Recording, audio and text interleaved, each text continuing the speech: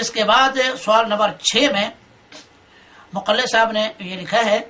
کہ نواب صاحب غیر مقلد فرماتے ہیں سور کے ناپاک ہونے پر آیت سے استدلال کرنا صحیح اور قابل اعتبار نہیں۔ یہ مسئلہ بھی اسی مسئلے سے متعلق ہے کہ کیا سور جو ہے، کتے کے بارے میں تو حنفیہ نے بھی لکھا ہے، دوسرے فقہا نے بھی لکھا ہے کہ اس کا زہری چمڑا یا اس کے زہری بال، جس طرح میں نے ابھی عرض کیا، وہ ناپاک نہیں ہے، خواہ گیلا ہو خواہ سوکھا ہو۔ خنزیر کے بارے میں عام فقہا یہ کہتے ہیں کہ خنزیر کے بال وغیرہ اور خنزیر کا جو زہری بدن وغیرہ ہے وہ ناپاک ہے، نجس ہے، مگر قرآن و سنت میں خنزیر کے بارے میں نجاست کی کوئی دلیل قرآن و سنت میں نہیں ہے، سوائے قرآن مجید کی ایک آیت کے جس سے استدلال کیا جاتا ہے۔ سورۃ اعراف کی آیت ہے، اللہ تبارک و تعالیٰ نے فرمایا قُلْ لَا أَجِدُ فِي مَا أُوحِيَ إِلَيَّ مُحَرَّمًا عَلَىٰ طَاعِمٍ يَطْعَمُهُ إِلَّا أَن يَكُونَ مَيْتَةً أَوْ دَمًا مَّسْفُوحًا أَوْ لَحْمَ خِنزِيرٍ فَإِنَّهُ رِجْسٌ أَوْ فِسْقٌ أُهِلَّ لِغَيْرِ اللَّهِ بِهِ، تو فَإِنَّهُ رِجْسٌ أَوْ فِسْقٌ أُهِلَّ لِغَيْرِ اللَّهِ بِهِ۔ تو اللہ تعالیٰ نے فرمایا کہ کہہ دیجئے محمد صلی اللہ علیہ وسلم، میرے اوپر جو وحی آئی ہے اس کے اندر میں حرام یہ چند چیزیں پاتا ہوں، حرام یہاں نجس کا لفظ نہیں ہے کہ حرام پاتا ہوں یہ چیزیں، الا یکون میتۃ، کہ یا تو مردار ہو وہ حرام ہے، او دما مسفوحا، یا وہ خون جو گلے ذبح کرتے وقت گلے سے نکلتا ہے وہ خون ہو، اور او لحم خنزیر، یا خنزیر کا گوشت، فإنہ رجس، قرآن نے کہا یہ رجس ہے، یہاں رجس کا معنی کرتے ہیں نجس، کہتے ہیں لحم خنزیر کے بارے میں، اور ہے بھی لحم خنزیر، گوشت خنزیر کے بارے میں، خنزیر کے ظاہری بدن اور بالوں کے بارے میں نہیں، لحم خنزیر کا لفظ ہے۔ پھر بھی یہ لوگ کہتے ہیں کہ استدلال کرتے ہیں اسے کہ جس طرح اس کا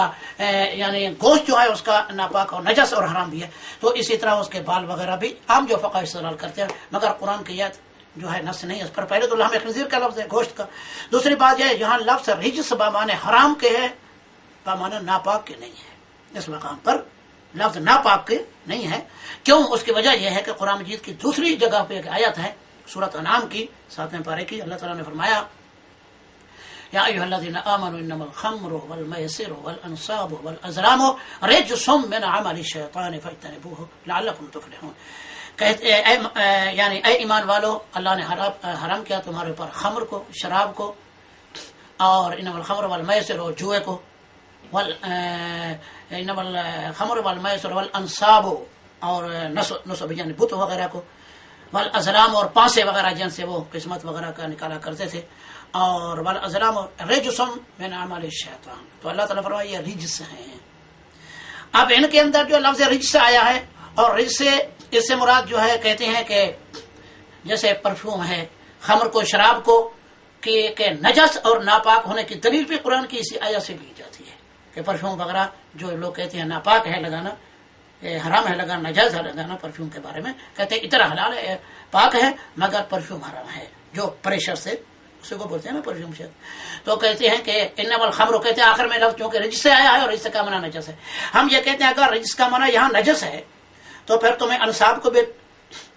جو اس میں مذکور ہے، الانصاب یعنی بت، کسی چیز کا پتھر کا بنا ہوا ہے، لکڑی کا بنا ہوا ہے، کسی چیز کا بھی بنا، پھر اس کو بھی تم نجس کہو، حالانکہ اس کو تم نجس نہیں کہتے، ناپاک نہیں کہتے، اور پھر جو پانسوں کا جہاں ذکر ہوا، تیر وغیرہ جو ہوا کرتے تھے ان کو بھی تم نے نجس اس کو نہیں کہتے، یہاں تو سب کے آخر میں رجس کا لفظ ہے، اگر رجس کا معنی نجس ہے تو سب کے لیے یہ حکم ہوگا نا، کیونکہ رجس کا لفظ تو سب کے آخر میں آیا ہے، لہذا تمہارے نزدیک بت بھی نجس نہیں، اور تمہارے نزدیک پانسے بھی نجس نہیں، اور تمہارے نزدیک جوا بھی نجس نہیں، جو پتے کھیلتے ہیں یہاں بیٹھ کر، پتے کھیلتے ہیں، جوا کھیلتے ہیں جو پتوں کے ساتھ، یا وہ شطرنج وغیرہ کھیلتے ہیں، جوا جیسے کرتے ہیں وہ، تو یہ حالانکہ ان چیزوں کو تم ناپاک نہیں کہتے، تو اس سے معلوم یہی ہوا کہ جہاں رزق کا معنی صرف حرام ہے، رزق کا معنی ناپاک نہیں ہے، اس وجہ سے پرفیوم صحیح قول کے مطابق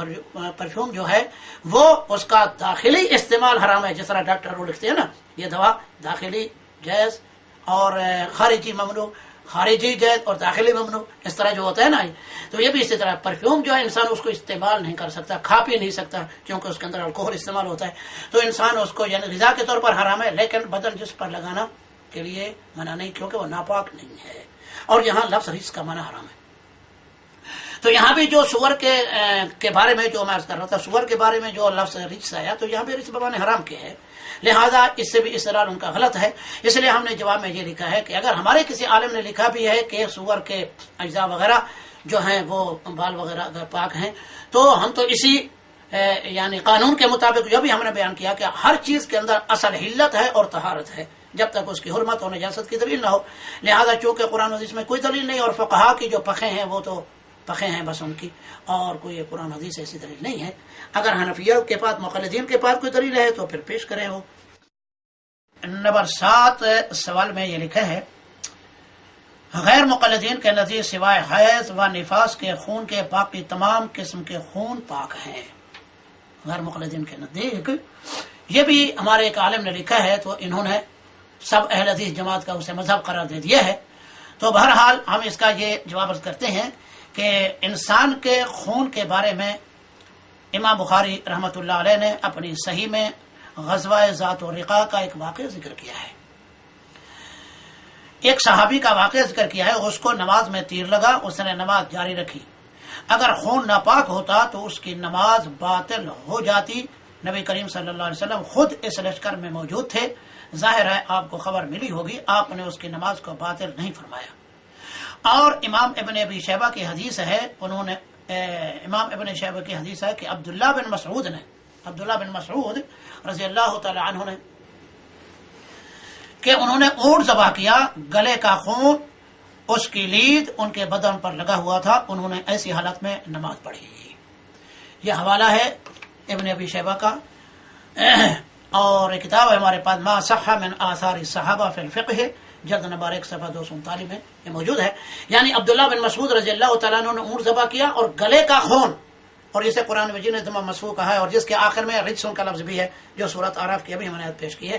تو یہاں بھی معلوم ہے رجس کا معنی یہاں حرام ہے، ناپاک نہیں ہے، کیونکہ یہاں اگر رجس کا معنی ناپاک ہوتا تو اللہ تعالیٰ نے یہاں دم مسفوح کا بھی ذکر کیا ہے اس سورۃ اعراف کی آیت میں. اس کے باوجود عبداللہ بن مسعود کے بدن پر وہ اس کا خون اور لید اس اونٹ کی لگی ہوئی تھی جس کو انہوں نے ذبح کیا، یعنی گلے کا خون بھی لگا ہوا تھا بدن پر، کپڑوں پر، اس کے ساتھ انہوں نے نماز پڑھی. ظاہر ہے کہ انسان کا بدن اگر ناپاک ہو، کپڑے ناپاک ہو تو نماز تو نہیں ہوتی نا. اس سے مسئلہ یہ بھی ثابت ہو گیا کہ گلے کا خون جو ہے کسی بھی جانور حلال کا جو ذبح کیا جاتا ہے اور فمارے سے خون نکلتا ہے وہ خون حرام ہے، لیکن خون ناپاک نہیں ہے، ناپاک نہیں ہے. اگر کپڑے میں لگا ہوا صاف کرنا اچھا ہے، بہتر ہے، طہارت اسلام پاکیزگی چاہتا ہے، لیکن اگر ضرورت کے لیے آدمی نے نماز پڑھ لی، آدمی کو نہیں معلوم ہوا، بعض اوقات نہیں معلوم ہوا، تو اس وجہ سے وہ نماز اس کی ہو گئی. تو اس لیے یہ، اور پھر امام بخاری رحمۃ اللہ علیہ نے یہ واقعہ جو ذکر کیا ہے ابھی جو میں نے پڑھ کر بتایا کہ ایک صحابی کو نبی کریم صلی اللہ علیہ وسلم نے 2 صحابہ کو ایک غزوہ ذات و رقاع کے اوپر رات کے ٹائم اپنے پہرے پر مقرر کیا تھا. تو ایک آدمی نماز پڑھ رہا تھا، سنن ابو داؤد کی حدیث ہے اور امام بخاری معلقاً اپنی صحیح میں اس کو لائے ہیں. تو اس آدمی نماز پڑھنے لگا تو اس کو دشمن نے تیر مارا، تو اس کو ایک تیر لگا، دوسرا، تیسرا، اس طرح وہ نماز پڑھ رہا تھا، کوئی سورہ شروع کر چکا تھا، تو اس نے جو ہے سورت کو نہیں چھوڑا اور تیر کھاتا رہا اور خون بہتا رہا، ظاہر ہے. اور پھر وہ جس وقت نماز اس نے ختم کی یا سجدے میں گیا تو دوسرا ساتھی سویا ہوا تھا تو اس کو اس نے جگایا، پھر وہ آدمی بھاگ گیا.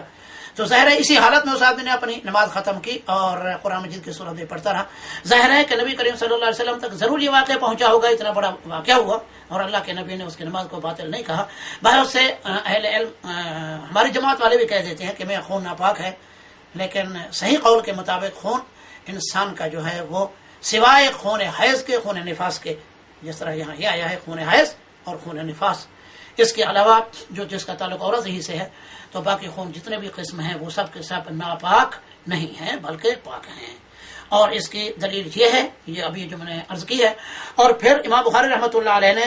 1-2 اور واقعے بھی یہاں ذکر کیے ہیں. ہاں، عبداللہ بن عمر رضی اللہ تعالیٰ عنہ کے متعلق آتا ہے، عبداللہ بن رضی اللہ کے متعلق آتا ہے، جب وہ نماز پڑھتے ہوئے دیکھتے کہ میرے بدن پر یا میرے کپڑے پر کوئی خون لگا ہوا ہے تو فوراً جاتے اور اسے دھوتے. نماز کی حالت میں عبداللہ بن عمر کا یہ ایک مذہب تھا، نماز کو توڑتے نہیں تھے، جا کے اس کو دھو لیتے، دھونے کے بعد پھر نماز وہیں سے آ کے شروع کر دیتے. یہ عبداللہ بن عمر کا قول ہے، لیکن واقعی